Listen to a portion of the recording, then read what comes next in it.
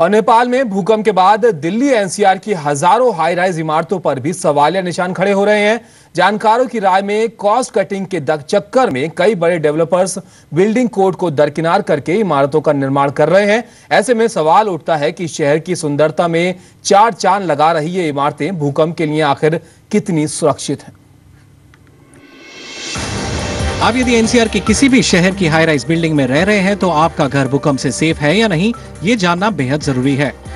Delhi NCR की करीब 80% इमारतें खतरे से खाली नहीं है। दरअसल नेपाल में भूकंप के बाद दिल्ली, गुड़गांव, नोएडा और गाजियाबाद की हजारों हाई राइज इमारतों पर भी सवालिया निशान लग गए हैं। अगर जोन के हिसाब से बने तो there is no problem, but there is no check. दूसरा ये है कि because of the our projects जितने भी बन रहे हैं दिल्ली में, कंस्ट्रक्शन है, स्पेशली हाउसिंग जो मेजर है वो अनऑथराइज कंस्ट्रक्शन है, उसमें तो नक्शे ही पास नहीं होते हैं और वो कम से कम मेरे ख्याल में 70, 75, 80% लोगों के काम है। जानकारों की राय में कई बार कॉस्ट कटिंग के चक्कर में डेवलपर्स निर्धारित कोड का पालन नहीं करते हैं। ऐसे में मानकों की अनदेखी करके बिल्डिंग बना दी जाती है।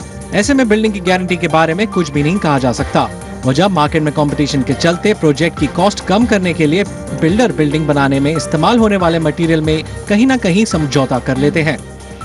गुड़गांव में 14 से 30 मंजिला सैकड़ों की संख्या में ऐसी हाई राइज इमारतें बनी हुई हैं। आगे भी तेजी से हाई राइज इमारतों का निर्माण किया जा रहा है। इसमें कमर्शियल और रेजिडेंशियल इमारतें शामिल हैं। एनसीआर में 14 से लेकर 30 मंजिल तक हजारों हाई राइज इमारतें बनाई जा रही हैं, जिनकी भूकंप को झेलने की ताकत है या नहीं, इसका जवाब किसी को नहीं पता। नोएडा में या गुड़गांव में या सोनीपत में जो एरिया है, एनसीआर के एरियाज हैं, इवन फरीदाबाद की हाई राइजेस में, इनमें कोई भी building plan without structural stability verification नहीं होती, जो हाई राइजेस लीगल बिल्डिंग्स हैं।